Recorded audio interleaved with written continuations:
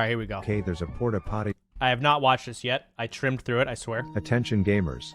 Previously on my attempt to overcome my League of Legends addiction by playing arguably the most addicting game ever, I sought to prove that the bigger they are the harder they fall before struggling to kill someone my own size.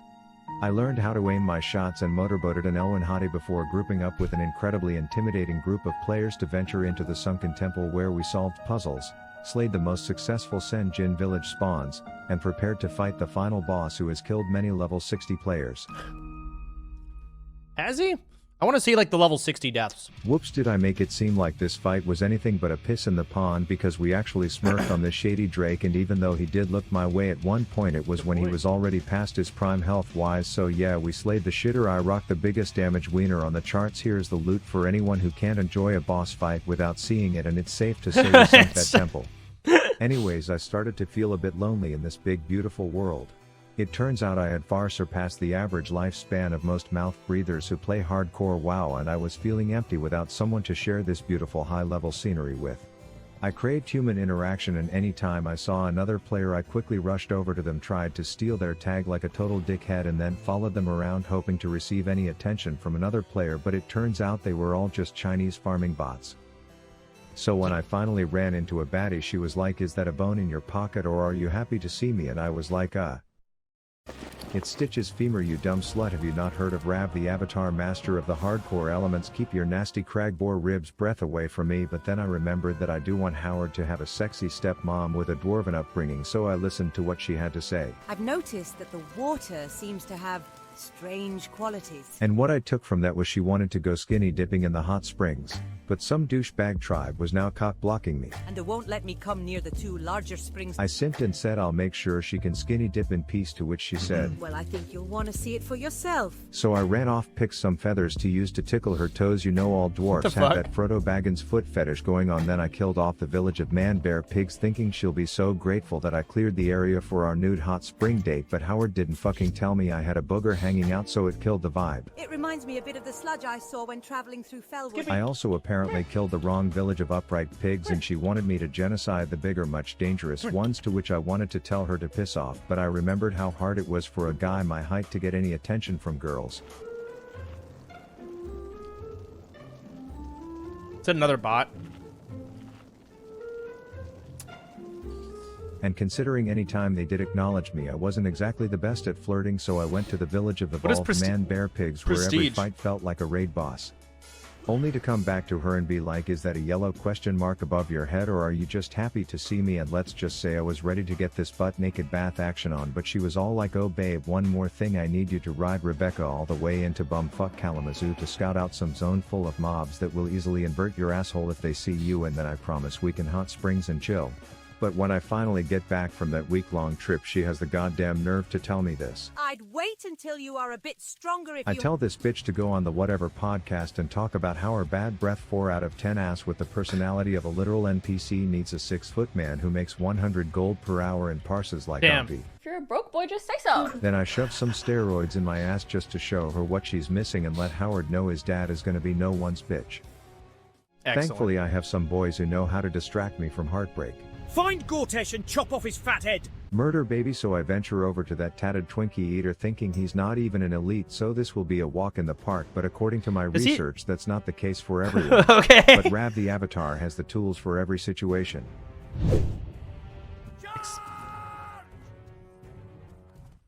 Turns out this particular Serta mattress logo was feeling timid, so I chose the backup plan, which was to deploy a mini ice skating rink. You Tell backpedaling? Howard to stay focused on giving that ogre a vasectomy while I make the little butt buddy play the most annoying game of Rundown. Gortesh was now looking like Nikocado Avocado fell asleep sunbathing at the beach, while I just had to aim one shot to deal with his butt buddy. Ooh. Damn, it actually gets hard as fuck. And while I pride myself on stellar RP, I struggled with this one. Chop off his fat head! So I Okay. sporked his skull, and seeing his noggin up there reminded me of something dank I had.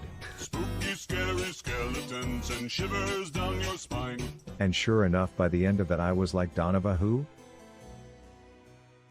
Anyways, I had to venture into the Plaguelands, which I had been warned are quite deadly. Fuck. These farms had a population density that could only be rivaled by China, but I wasn't having issues as I was using new abilities to dehydrate these shitters only to stand and laugh. They have at like how a utterly really useless crazy they are without respawn mana. time.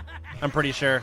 Like And these as I'm farms are no reading the joke. coveted tomato soup from the first farm in front of the food stamps line, I'm thinking this game's too easy, but that all changed when I hit up my homegirl Janice for a little ghostly gooch grabbing session as a rebound think they thing, hyper but spawn. she's like, I'm on my period and actually I need you to grab my Tampax from the barn next door. But and I'm it thinking, is- for fuck's it is sake, bad. okay. And not knowing what jealous exes will be in there guarding her menstrual kit, I sent Howard in expecting 1 or 2, but not this.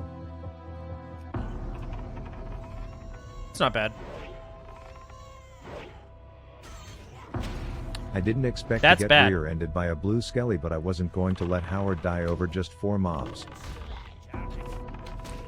That's badder. This spawn was hyper and I had to run. That's a dummy. To the left looked like a Kai Senate meet and greet, so I steered clear of that, and then I called Howard back knowing if I just left him there I'd get cancelled for racism, as we scrambled a bit and stayed alive. But these skeletons will apparently chase you all the way back to Coldridge Valley if you aren't careful, and that's when I realized this is when the game gets hard. I decided to take it slow when I came back only to hear this. I need help. So I hurried up, grab her tissue dildos, and with that the first farm was down. Very nice. Numero 2 was a bit different, as some guy was there making the rest of us look bad, but his name was sus as all fuck, so I had to do some policing.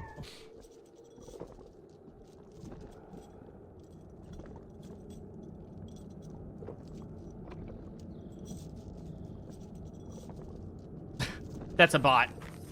That said, the mobs were still giving Howard infections to the point where every time I sat down to drink he would shit all over me, so I was like, okay, there's a porta potty around here, we will let you get it all out, only for me to realize it was occupied with someone moaning in there. And I'm thinking, what a shitty, no pun intended, spot for someone to get hit with the emergency chipotle queso shards, but at the end of the day Howard needed it, so I knocked again, only for the dude dropping a deuce to get defensive and come out swinging, which is a Oh. situation I've never been in before, but we took care of business so Howard could take care of his, and we were done with the second. Farm 3 featured things that tried to turn me and Howard into dead bitch popsicles, but outside Level of me C having to 56, dry hump okay. the soup pot to be able to click on it, that was smoother than a dolphin dick, and I was ready for the last.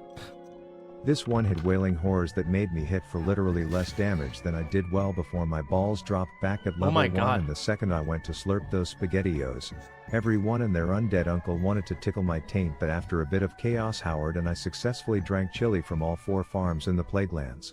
Then I'm about to let Howard piss all over some outcast script when I run into 2 Duratar douches with thrall dick on their breath, and even though I know they don't speak the same language, I let them know how it's gonna go down as I nab the tag and prep a kiting split pull, only to be reminded that I'm apparently the only toxic asshole that has played too much League of Legends as they clear the quest for me. They tell me jokes, I laugh, and like a foreign hooker that you busted a nut after 2 pumps, we share an inexplicable bond over a memory we had together without ever being able to communicate.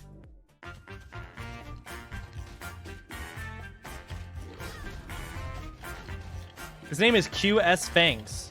Oh. Oh no. Oh, he's fine. Right? Anyways, a time fetish midget tells me she needs a yearbook from the local town hall, and all I will need to do is clear through the zone that killed one of our guild's best speed running hunters a few weeks back. How did... What? I thought, what's the worst that could happen, as the first mob I attacked turned into 4, as they apparently were all but fucking each other inside of one of their pixels, but luckily they were green. Howard was mean and this pole was clean, but little did I know of the dangers ahead. A bony 4-pack with some of the most deadly mobs in Azeroth who felt strongly against me getting into the school to grab that yearbook. The So much first damn. one got flat out erased and I was ready to Amazon Prime me an easy button because this game is a cakewalk, but then the second healed Howard dropped and all of a sudden I was sweating like a blind lesbian at a fish market. Uh-oh. Howard was What the going down, fuck? so I planted a face on a stick in the ground knowing if he died I'd be more out of luck than the son of a stripper on Father's Day as I kept kiting back. I managed to weave Howard in and out of the fight to keep him alive, and all I had to do was keep running, but the temptations to go back in that have killed many men before me took over and I greeted thinking I would be fine.